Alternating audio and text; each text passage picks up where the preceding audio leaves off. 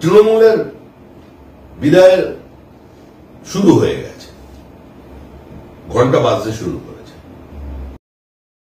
এই সরকার যে সংবেদনশীল নয়, এটি যে অসহিষ্ণু সরকার, প্রতিহিংসা পরায়ণ সরকার, গণতান্ত্রিক ব্যবস্থার প্রতি সামান্যতম শ্রদ্ধা না রাখা সরকার, আজকে সুপ্রিম কোর্টের এই অবজারভেশনে এবং সুপ্রিম কোর্টের নির্দেশে সেটাই প্রতিষ্ঠিত হল। সুখেন্দু শেখর রায়ের পর এবার জহর সরকার মুখ খুললেন। সন্দীপ ঘোষের বিরুদ্ধে তদন্ত কমিটি অনেক আগেই তৈরি হওয়া উচিত ছিল বললেন তিনি।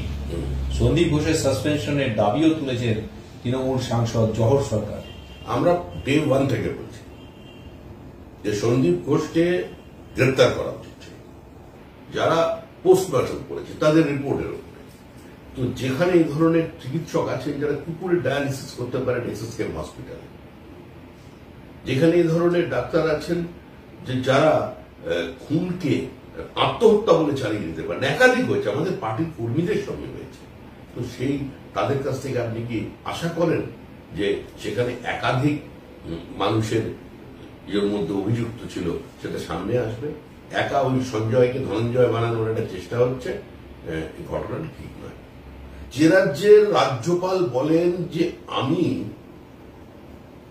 ইনসিকিউর, রাজ্য পুলিশ আমি চাই না, আমার সিআইএসএফ এর প্রোটেকশন চাই।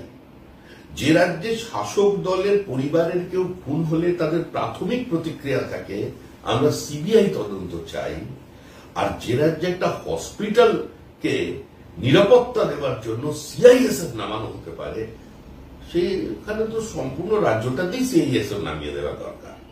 সে রাজ্যের কোন আইন শৃঙ্খলা আছে? এর থেকে লজ্জাস্কর অবস্থা, এর থেকে লজ্জাজনক পরিস্থিতি কোন সরকারের পক্ষে কিছু হতে পারে না, যেখানে মুখ্যমন্ত্রী নিজে স্বাস্থ্যমন্ত্রী।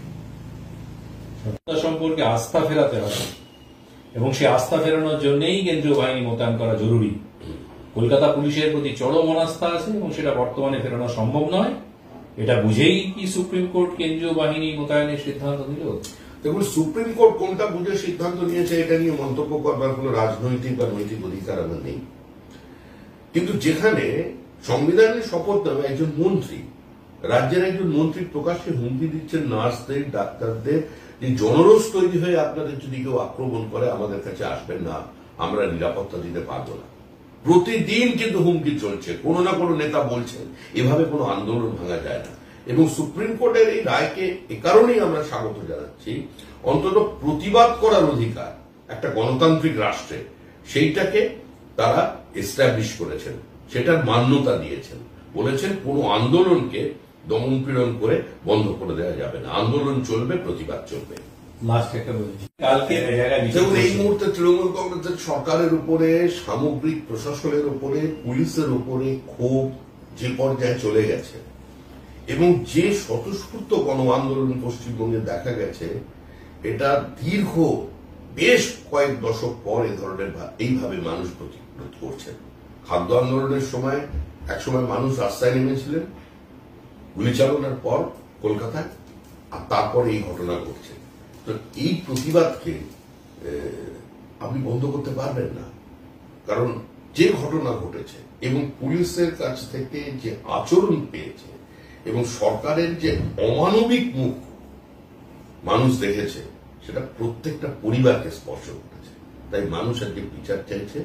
মানুষ বিচার চাইছে, বিচার চাওয়ার অর্থ হচ্ছে এটাই, মানুষ মুক্তি চাইছে, তৃণমূল কংগ্রেসের হাত থেকে পরিত্রাণ চাইছে।